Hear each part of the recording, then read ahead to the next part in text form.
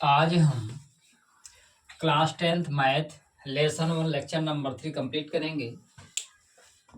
Lecture number 3 में बेटा हम पढ़ेंगे गुणनखंड वृक्ष के विषय में। दूसरा हमारा टॉपिक रहेगा किसी दी गई संख्या की घात n पर आपको जांचना होगा क्या वह शून्य पर समाप्त हो सकती है अथवा नहीं। तथा तीसरा हमारा टॉपिक रहेगा दी गई संख्याओं से लासा मासा की सहायता से हम x और y के मान क्या करेंगे आप निकालेंगे। तो हम पहला एग्जाम्पल की ओर आगे बढ़ते हैं। पहला एग्जाम्पल आपका आता है, यदि कोई संख्या इस तरीके से दी गई है HCF 225, आपका पहला क्वेश्चन आपका दिया है,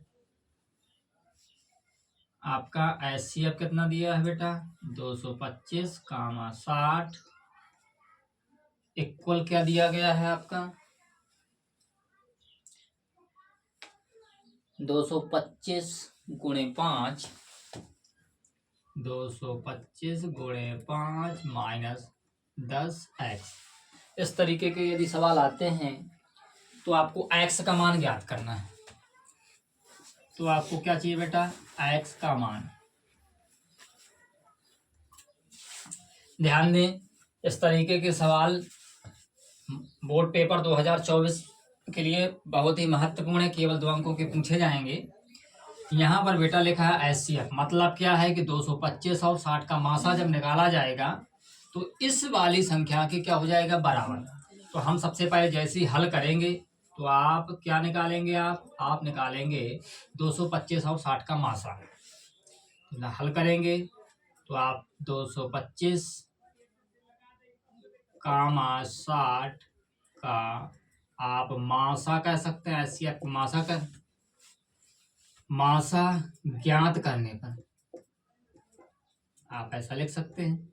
ज्ञात करने पर जब आप ज्ञात करेंगे मासा तो क्या करेंगे, आप छोटी संख्या का भाग आप बड़ी संख्या में देंगे। 225 में आप देंगे 60 का भाग आपका 225 में जाएगा बेटा तो कितना आएगा, 60 का भाग 225 में जाएगा 6 18 3 बार जाएगा, 6 चौको 24 ज्यादा हो जाएगा, 6 18 180 आएगा।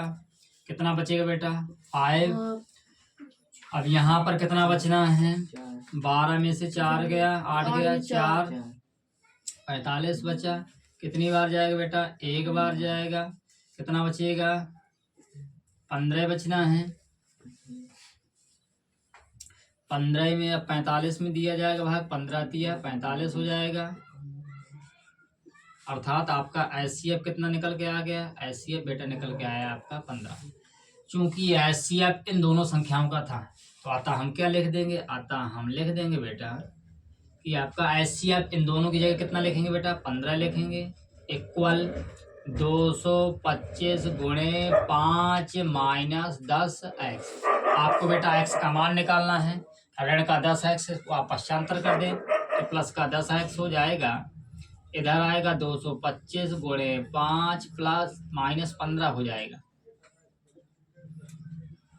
अब आप क्या करें, अब आप इसका इसमें गुणा कराएं। माइनस कितना हो जाएगा 5 में 25, 5 दूनी 10 2 12, 5 दूनी 10 1 13 माइनस 15। आप घटाएं कितना आएगा, 5 में 5 गया 0 हो जाएगा, 2 में से 1 गया 1 बचेगा और यहाँ 1 1। आप 10 का भाग दे दें तो इससे पूरा कट जाएगा। तो x बराबर कितना आ जाएगा 111। यही आपका एग्जैक्ट आंसर हो जाएगा। अब इसी क्रम में हम आगे बढ़ते हैं बेटा। आप नोट कर सकते हैं, आप इसको नोट कर ले थोड़ा।